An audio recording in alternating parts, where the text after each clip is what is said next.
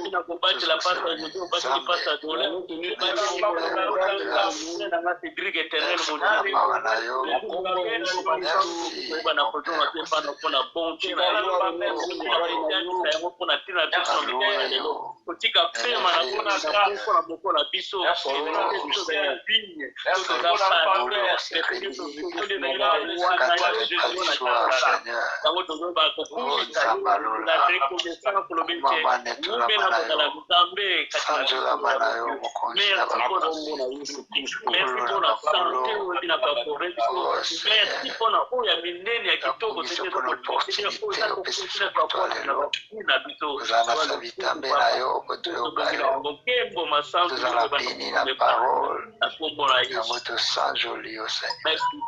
Dans le nom précieux de Jésus-Christ. Bien-aimé, tu vas lever. Bible les autres déclaré dans le ciel, sur la terre et sous la terre, il n'y a pas un Dieu comparable à l'Éternel des armées. Voilà pourquoi tu vas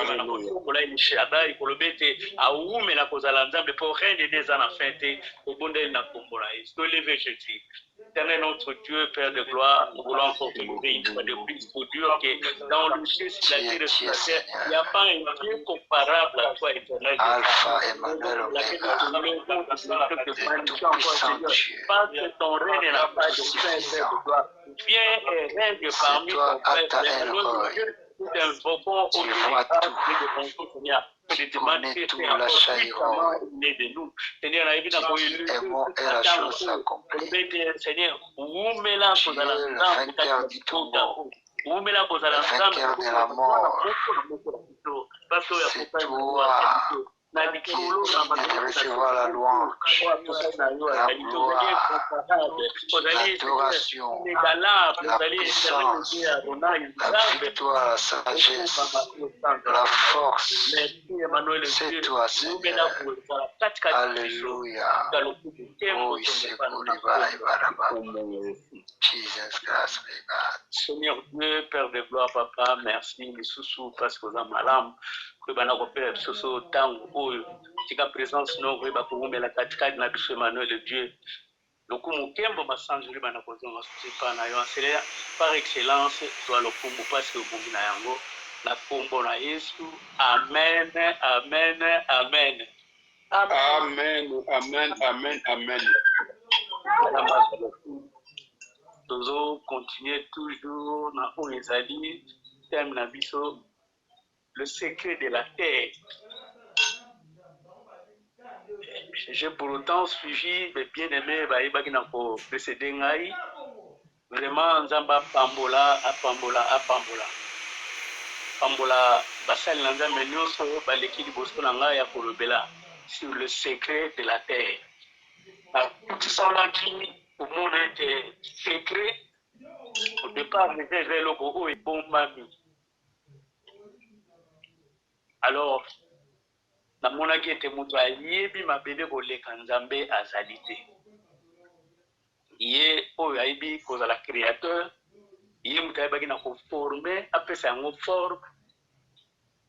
Alobaki ete eza sujet moko peut-être tozwa yango à la légère, mais eza tellement motindo ya komona oyo ezali basekret ya mabele. Nani oyo ayebi basekret oyo ebombami na mabele?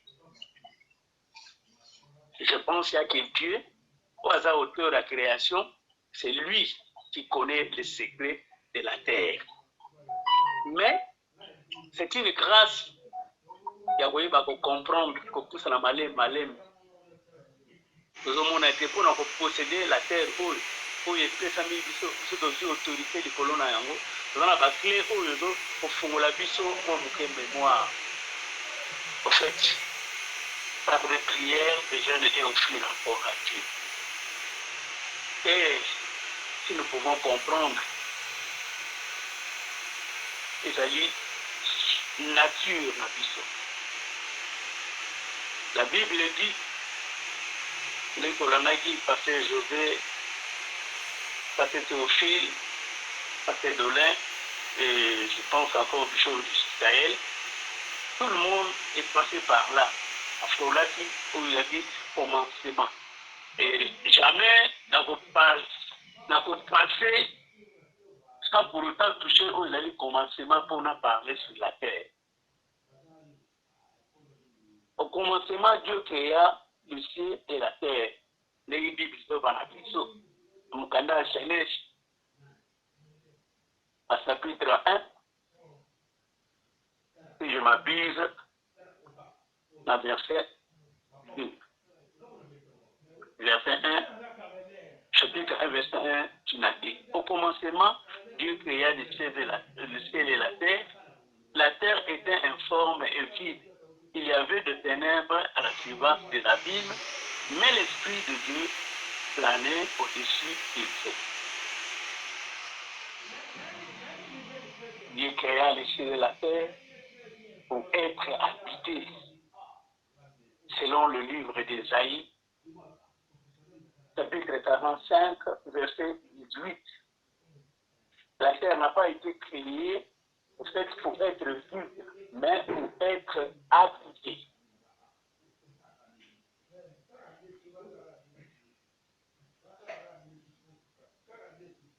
Jérémie 45. Je vais faire un peu rapidement la lecture et de pouvoir comprendre.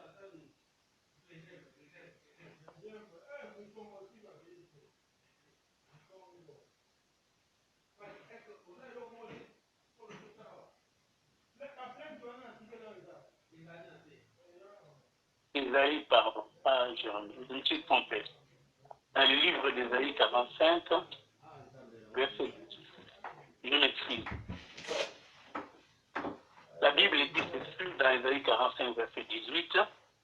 Car ainsi parle l'Éternel qui a créé les cieux, lui seul, donc Dieu, qui a façonné la terre et l'a formée, lui qui l'a fermée. Il ne l'a pas créée vide.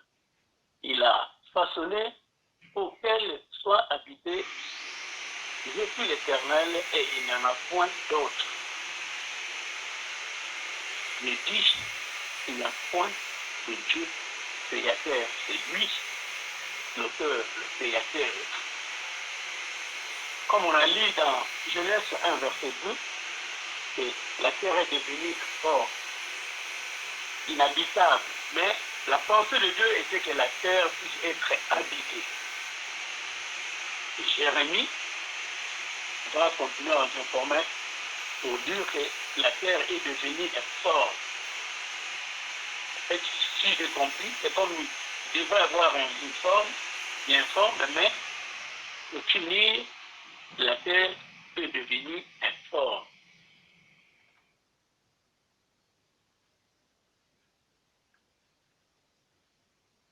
Jérémie 4,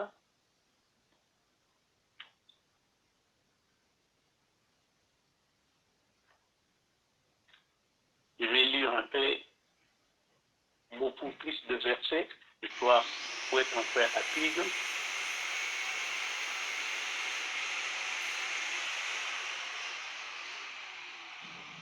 Jérémie 4, 23 à 25. Je regarde la terre et voici qu'elle est infirme et vide. Vers le ciel et leur lumière ne plus. Je regarde les montagnes et voici qu'elles sont ébranlées et toutes les collines chancellent. Je regarde et voici que l'homme ne plus. Et vous, les oiseaux du ciel, ont pris la fuite.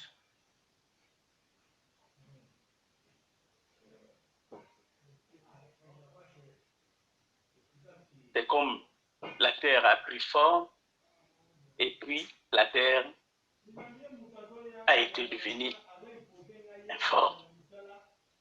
Tout a disparu, tout était vide. La terre devint sombre et vide Jérémie essaye d'expliquer que le jugement de Dieu change la terre parfaite à un endroit de destruction qui est noirci.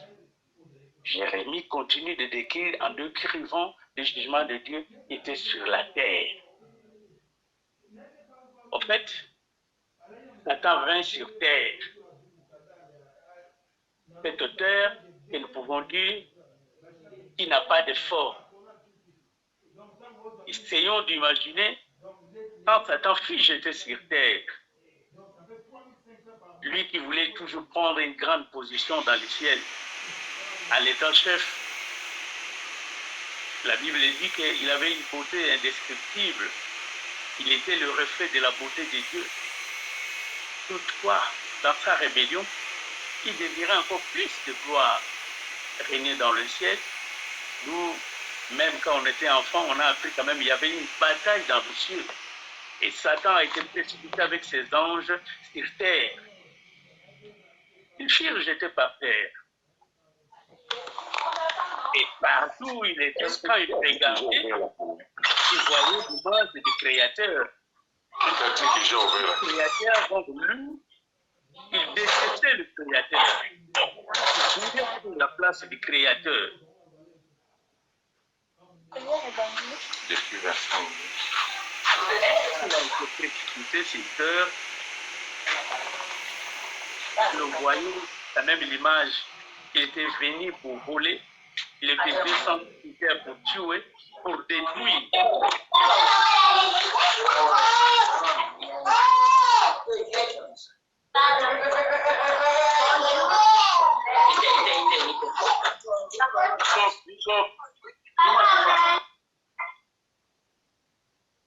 Merci, Bishop. Merci, Pasteur Joseph, pour l'intervention. Je disais, Satan était descendu sur terre. Si on peut dire ça, il est venu pour voler, tuer, détruire. Dans sa colère et sa haine, il était aveuglé. Il voulait encore détruire la terre. Donc, la seule chose, si je peux comprendre que Satan possède, c'est la terre et non l'univers.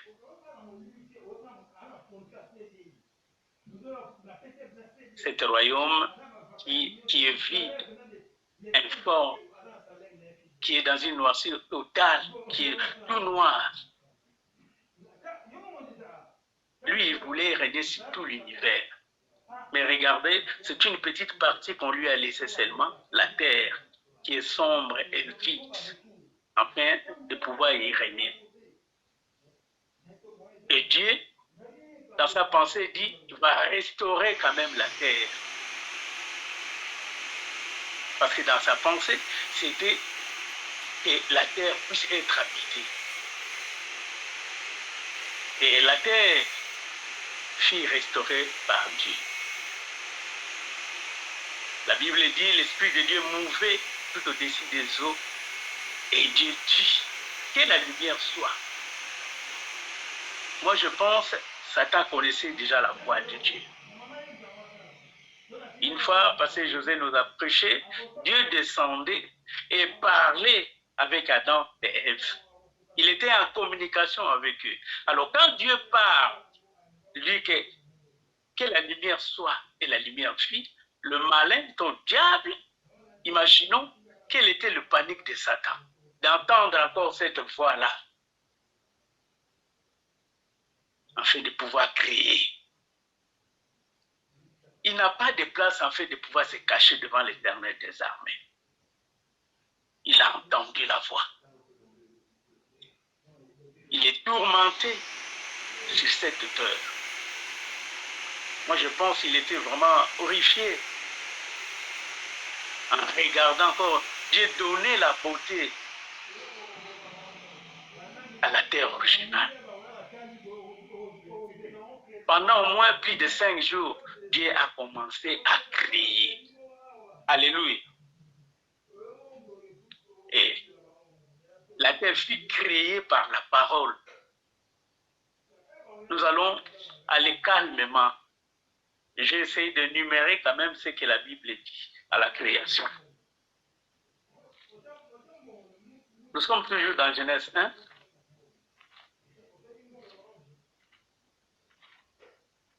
Verset 3, la Bible dit ceci.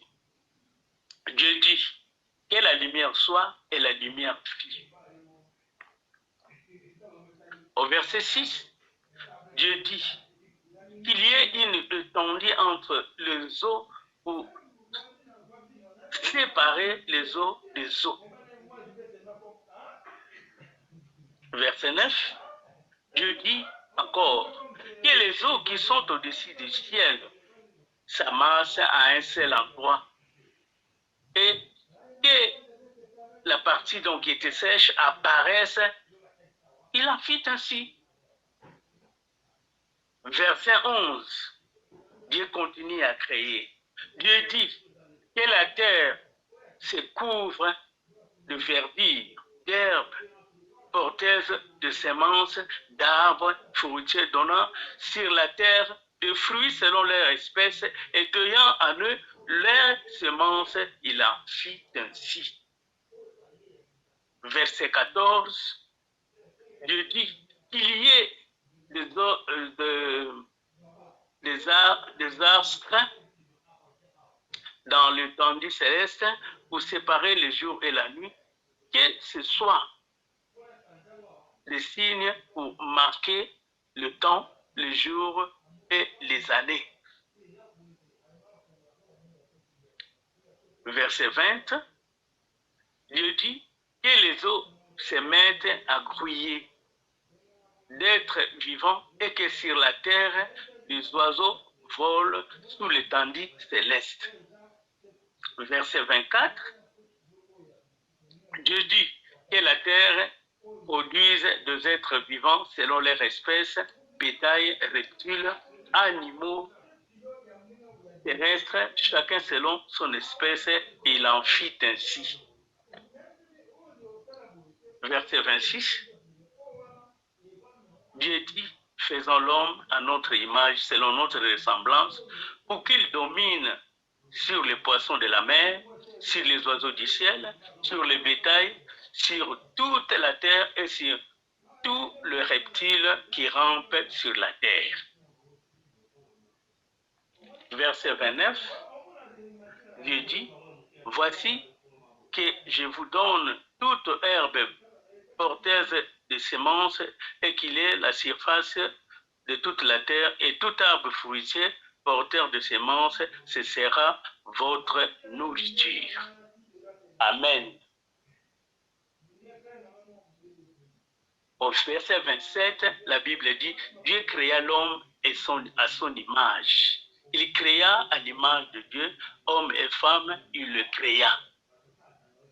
Dieu le bénit et Dieu leur dit, soyez féconds, multipliez-vous, remplissez la terre et soumettez-la, dominez sur le poisson de la mer, sur les oiseaux du ciel et sur tout animal qui rampe sur la terre. J'ai essayé un peu de voir la réaction de Satan. Il était vraiment en mauvais état quand il a vu Dieu créer toutes ces choses, bien recréées. Il était dans le regret. Je pense, il peut dire aussi à ses serviteurs, à ses démons, pourquoi Dieu ne nous laisse-t-il pas un peu tranquille? Il continue encore à créer, jaloux de l'homme. Il nous a laissé seulement une petite partie sur l'univers. Panique, haine, s'empara de Satan. Satan est jaloux de toi, bien-aimé. Parce que Dieu a créé l'homme à son image.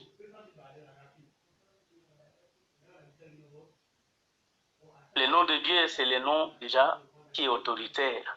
Le nom de toute autorité et domination sur cette terre. Il est très important, bien-aimé, de pouvoir comprendre la raison pour laquelle Satan déteste pour autant l'homme. Et pourquoi Satan nous déteste. nous sommes créés à l'image de Dieu. Et en plus de cela, il nous donne encore l'autorité. Il donne l'autorité à l'homme afin de pouvoir régner, dominer. Après avoir créé la terre, comme la Bible dit, créa l'homme à son image, il lui donna l'autorité, qu'il domine.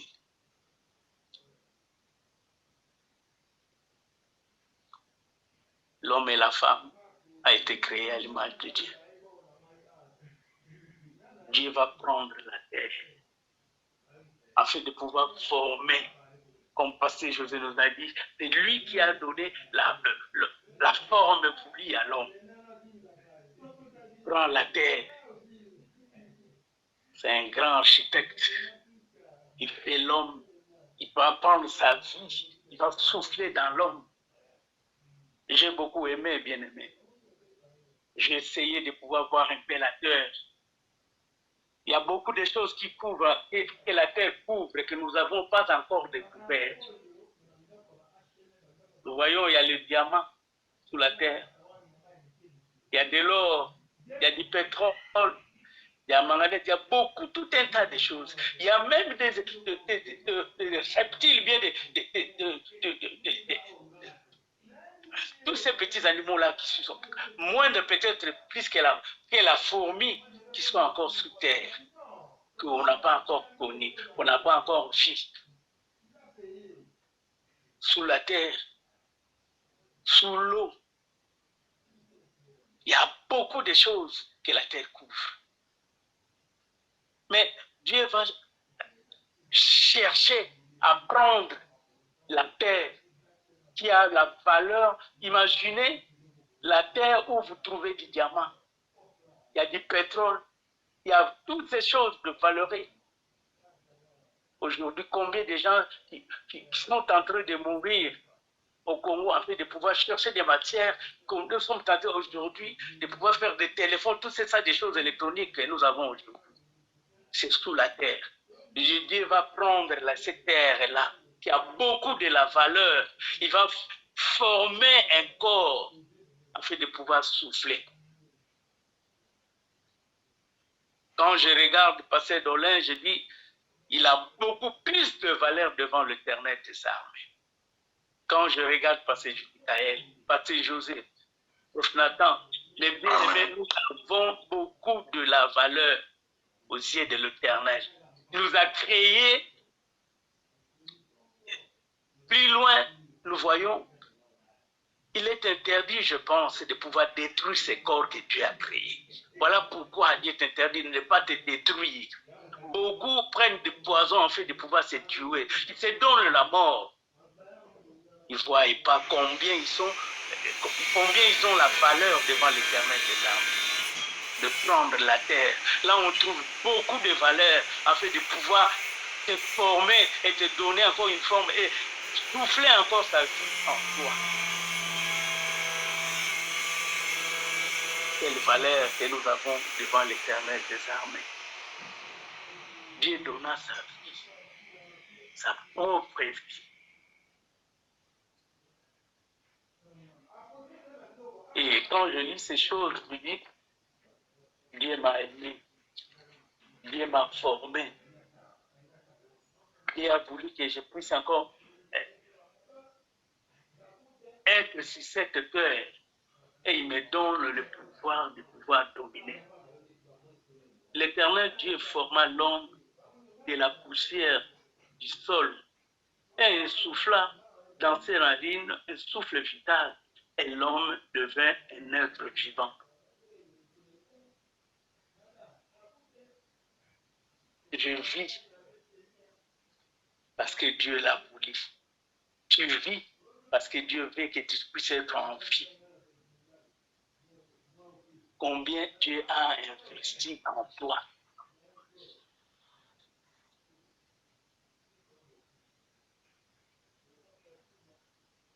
Et ce qui m'a beaucoup donné plaisir de pouvoir comprendre, j'ai l'autorité. Je dois dominer et régner. L'autorité n'est pas donnée seulement à l'homme. devons comprendre ici, Dieu créa l'homme et la femme. Donc l'autorité est donnée à l'homme et à la femme. L'homme ne doit pas dominer sur sa femme, bien si un autre. Je ne laisserai pas qu'un homme de Dieu puisse dominer sur moi. Parce que moi aussi j'ai l'autorité. Et moi je ne me permettrai pas de pouvoir régner sur mes bien-aimés. Non. Parce que l'autorité nous est donnée à tous. Alléluia. Si cette auteur, si nous voulons dominer, si nous voulons régner comme Dieu le fait, plus juste un sujet que souvent nous négligeons. Et moi je pense, ça c'est aussi quelque chose que nous ne pouvons pas négliger. Si le premier Adam, si l'homme n'a pas régné sur cette terre, au départ, il a dit donner de nous. On nous a dit, tous les hommes de Dieu ont passé ici, ils ont dit, Adam a dit donner les noms à tous les animaux. Ils dominaient, ils étaient dans le jardin. C'était quelqu'un qui parlait avec Dieu. Mais quelque chose s'est passé dans le jardin de Dieu. Il y a un test, le premier test que Dieu a fait à l'homme, c'était l'obéissance, bien aimé dans le Seigneur. Et je vous dis quand même, pour un peu sur l'obéissance, ce soir, l'obéissance, c'est quelque chose de capital. L'homme a désobéi à Dieu. Voilà pourquoi vous ne pouvez plus régner sur cette terre. Même l'autorité lui a été donnée à cause de désobéissance plutôt. L'homme n'a pas obéi à l'éternel des armes. L'obéissance, c'est quoi en fait? Obéir à Dieu. Obéir. Je cherchais un peu M. Larousse afin de pouvoir nous expliquer.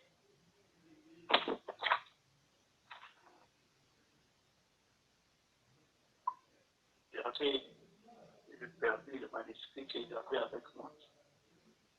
Je vais aller m'expliquer, mais c'est pas grave. J'ai essayé de pouvoir garder cela dans ma mémoire. M. Larousse dira, c'est une sorte de soumission. Obéir, c'est se soumettre à quelqu'un, c'est se soumettre à Dieu. Voilà pourquoi ce n'est pas facile. Aujourd'hui, nous n'arrivons pas à obéir. Et quand nous étions encore avec nos parents cherchaient à faire que nous puissions être obéissants à eux. Ils nous interdisaient beaucoup de choses.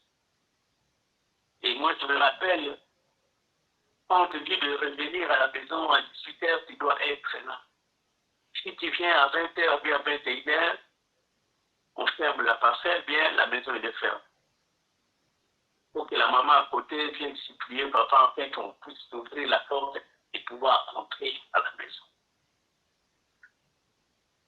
Se soumettre quelque part, je dis continuer encore, comme en hébreu on dit c'est chama, c'est écouter aussi, en quelque sorte. Et comme je dis souvent, il y a une différence entre entendre et écouter. Souvent, il y a un enfant, quand on lui dit de faire quelque chose, il peut revenir 3 fois, 4 fois parce qu'il ne comprend pas bien ce que lui a dit. Et là, il entend. Mais quand on écoute, cela reste au-dedans de nous. Cela veut dire que nous sommes appelés à écouter. Comme quand je dis que nous tous, nous nous approchons du Seigneur, nous avons des difficultés, nous avons ce temps-là que nous prenons avec Dieu. Quand nous venons vers le Seigneur, comme lui nous a créés à son image et à sa ressemblance. Donc quand je regarde mon bien-aimé, je vois le Seigneur. Parce que José a des yeux, parce que Théophile a des oreilles, parce que Michael a la bouche. Et quand tu t'apprêtes, tu viens devant le Seigneur, Dieu te voit. Parce qu'il a aussi des yeux. Corps, âme, esprit, tu veux prier devant le Seigneur des armées. Il est concentré, il te regarde. Parce que tu as tout laissé, tu viens vers le Père. Tu veux parler. Il est là, il te regarde. Et tu commences à prier avec des supplications, avec tout ce qu'on vient comme prière. Lui, il écoute parce qu'il a des oreilles. Il écoute. Dieu n'entend pas. Mais il est concentré, il écoute. Et tu commences à t'exprimer, tu finis ta prière. Bien aimé, il y a des fois, nous nous tournons, nous partons, nous n'écoutons pas Dieu. Nous ne laissons pas le temps à Dieu de pouvoir nous parler. Dieu aussi a une bouche, bien aimé.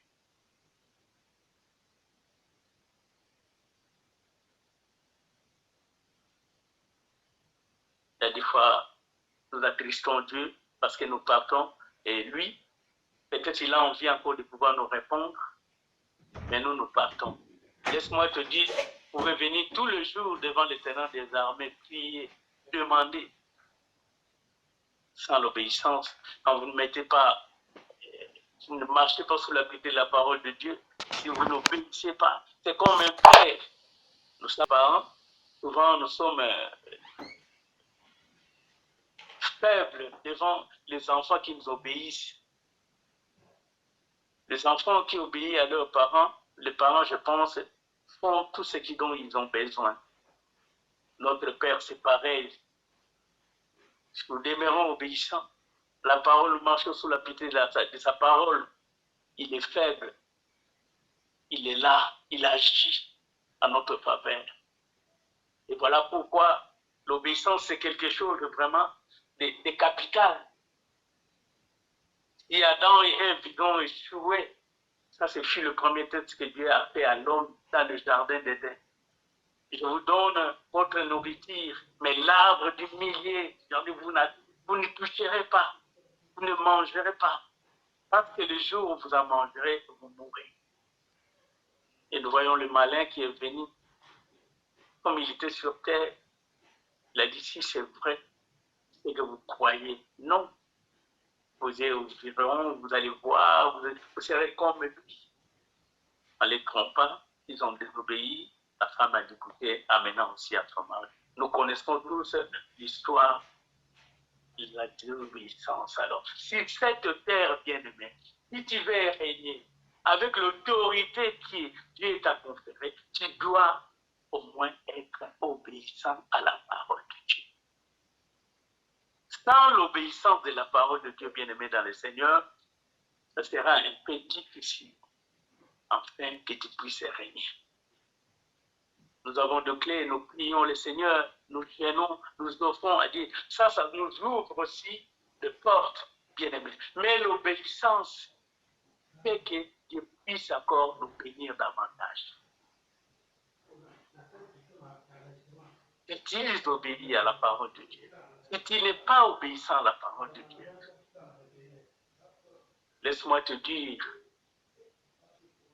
quand Dieu parlait, quand Dieu créait, Satan écoutait la voix de l'Éternel, tout tremblant. De même, toi et moi, où pouvons-nous nous cacher devant l'Éternel des âmes? Lui, il nous voit.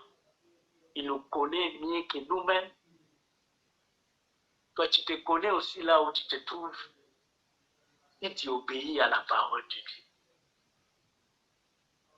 L'obéissance. C'est cette heure. Si tu n'obéis pas, tu es comme une proie. Tu vas passer en sacrifice. L'obéissance, c'est l'acte aussi de la foi. Tu crois à cette parole. Tu obéis à la parole. Laisse-moi te dire, il a laissé son trône à cause de l'obéissance. Il est descendu sur terre afin de pouvoir. Il a régné en tant que Seigneur à cause de l'obéissance. Il régnait là dans les cieux. Il était à la droite du Père. Il a laissé sa place à cause de l'obéissance. Il est descendu pour faire la volonté de son Père. Jésus-Christ de Nazareth, notre modèle, était obéissant à son Père. Il a dit, mais voici, envoie-moi. Il a obéi. Il est descendu. Toute autorité. Bien aimé, laisse-moi te dire encore, si les prophètes de l'ancien temps allaient de succès en succès, de gloire en gloire, parce qu'ils étaient obéissants. Ils ont obéi à la voix de l'Éternel. Homme de Dieu, reste obéissant à la parole.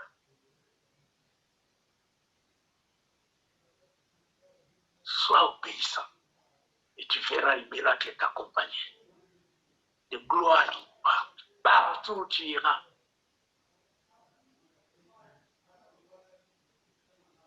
Moi je dis, quand on est obéissant, les bénédictions nous suivent. Les bénédictions nous localisent. Les bénédictions de l'Éternel. Moi, je ne parle pas de bénédictions matérielles. Quand tu sers le Seigneur, tu crains le Seigneur, tu es obéissant à la parole de toutes ces choses. Dieu va te l'accorder. Dieu est faible devant celui qui obéit à sa parole. Imagine souci de Christ que l'œuvre de son Père puisse aller de l'avant. Et nous voyons, il a commencé avec un minime de gens, mais regardez aujourd'hui combien nous sommes beaucoup. Il a fait l'œuvre de l'Éternel en obéissant. Continuons d'obéir à l'appel, à la vocation. Continue d'œuvrer pour la bonne marche de l'œuvre de l'Éternel. Dieu te voit et il te dira, je ne t'abandonnerai jamais. Je serai avec toi partout où tu iras. Partout où tu iras sur cette terre. Et tu es en possession. L'autorité t'est donnée. Partout où vous verrez les points de vos pieds, je vous les donne en possession. Condition, reste obéissant à Dieu. Reste obéissant à Dieu. Écoute la voix qui te parle, la douce voix qui te conduit, la douce voix qui vient de temps en temps te corriger.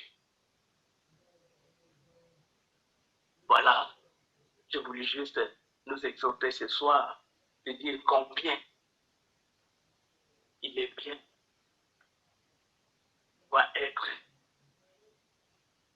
obéissant.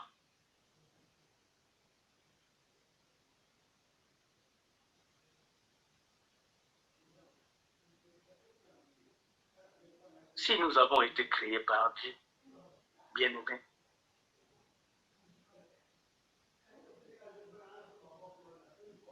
parce que Dieu voulait que nous puissions le ressembler. Donc, il nous a créés afin de ressembler à lui-même Dieu. Il nous a créés afin que nous puissions parler comme Dieu. S'il nous a créés, il a voulu que nous puissions marcher comme lui-même Dieu.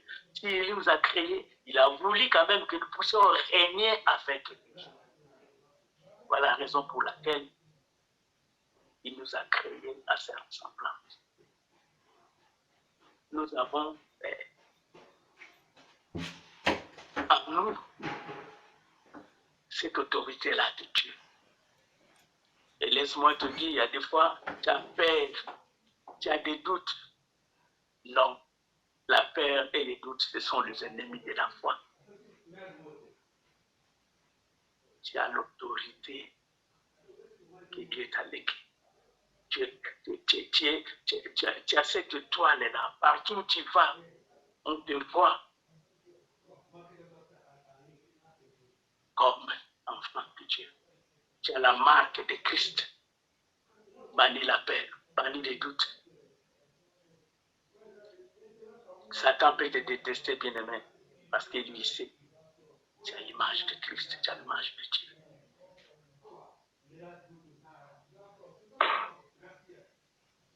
Si Satan dit, je monterai sur le sommet des nuées, nous allons nous rencontrer avec Christ dans le air, dans le nuage. On le dira aux Thessaloniciens. Si Satan dit, je m'assierai sur la montagne de l'assemblée à l'éternité des septentrions, nous sommes assis dans le lieu céleste avec Jésus-Christ. Je lui prie de Dieu. Nous sommes de Dieu. Plus loin, la Bible dira même, nous jugerons même les anges.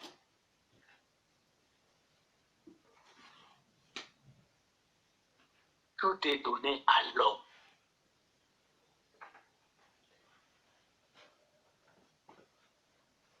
Tout ce que Satan voulait au départ, Dieu a légué tout cela à l'homme.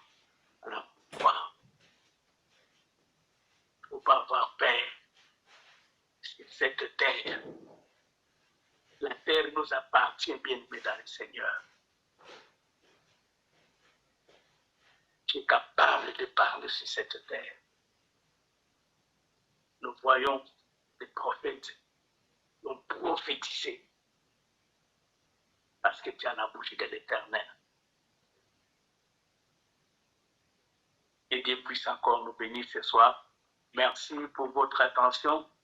Je sens quand même que tout le monde est calme, tout le monde me suit. Alors, gloire, gloire, gloire à l'Éternel. Comme je vous ai dit, il y a une différence entendre et écouter. Sois béni, bien-aimé, comme tu as écouté. Que cela puisse être gravé, cliqué dans ta tête, que cela reste vraiment. Que Dieu puisse encore nous bénir davantage. Que Dieu puisse bénir tout et chacun de nous. Merci beaucoup. Et je remets la parole au Frère Nathan, au Frère Nathan, au Frère Nathan, au Frère Nathan, au Frère Nathan.